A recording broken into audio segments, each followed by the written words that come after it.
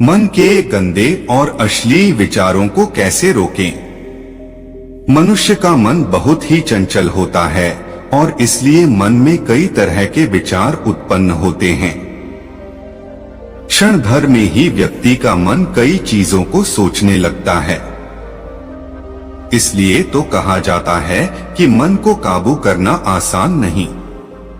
लेकिन गौतम बुद्ध मन को नियंत्रित करने के आयामों के बारे में भी बता चुके हैं।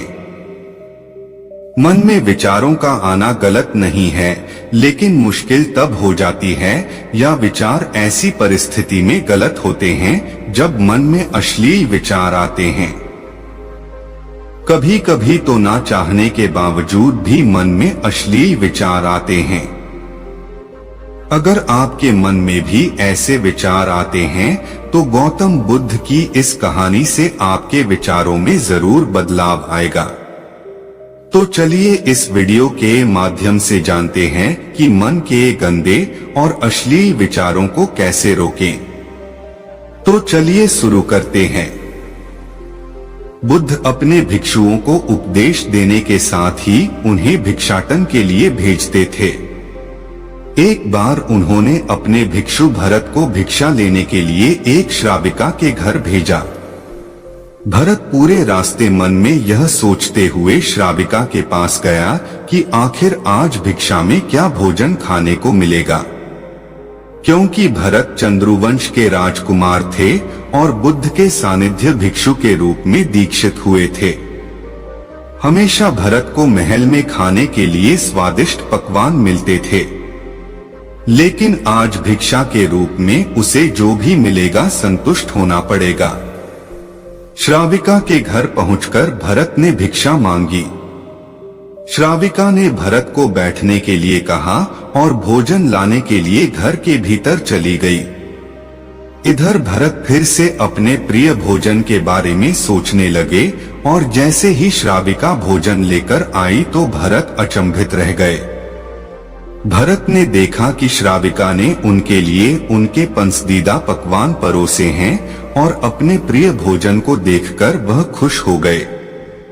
भोजन ग्रहण करते हुए भी भरत सोच रहे थे कि महल में तो उन्हें भोजन के बाद विश्राम करने की आदत है, लेकिन आज उन्हें भोजन के बाद वापस तेज धूप में चलकर आश्रम जाना होगा। लेकिन भोजन के बाद श्राविका ने भरत को कुछ समय के लिए विश्राम करने का आग्रह किया। भरत फिर से खुश हुए कि आखिर आज उनके मन की सारी इच्छाएं कैसी पूरी हो रही है। इसके बाद भरत कुछ देर विश्राम करने लगे, लेकिन विश्राम करते हुए भी लेटे लेटे वह सोचने लगे कि आज तो मुझे भोजन के बाद विश्राम करने को मिल गया, लेकिन ऐसा रोज रोज नहीं होगा।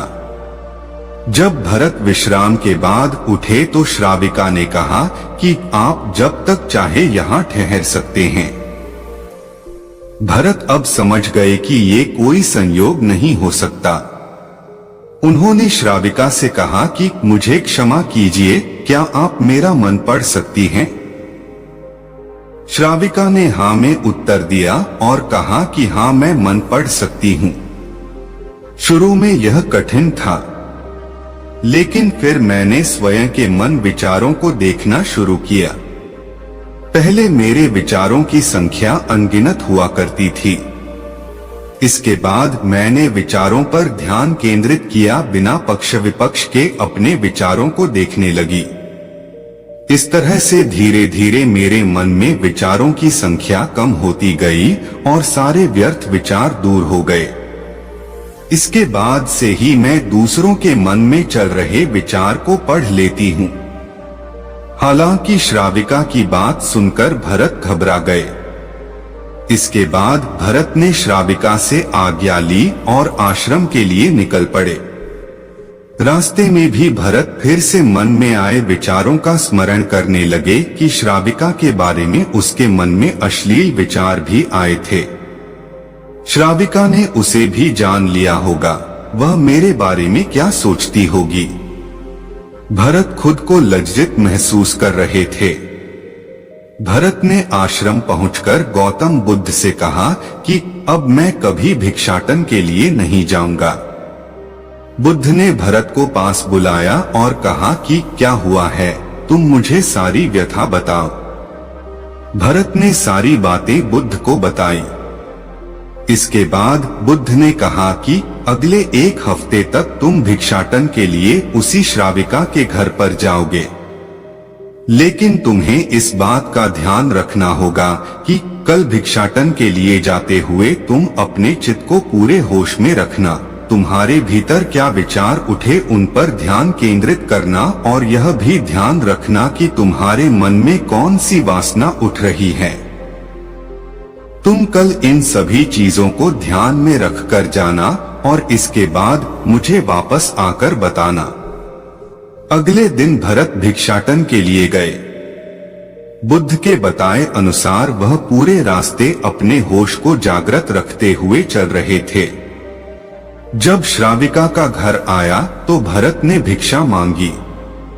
उसके भीतर कोई वासना नहीं थी और ना ही कोई विचार उत्पन्न हो रहे थे, क्योंकि उसने अपने मन को पूरी तरह जागृत रखा था। भरत ने भिक्षा ली और आश्रम चला गया। भरत ने बुद्ध को प्रणाम किया और कहा कि आज उसे जिस आनंद की अनुभूति हुई वह पहले कभी नहीं हुई।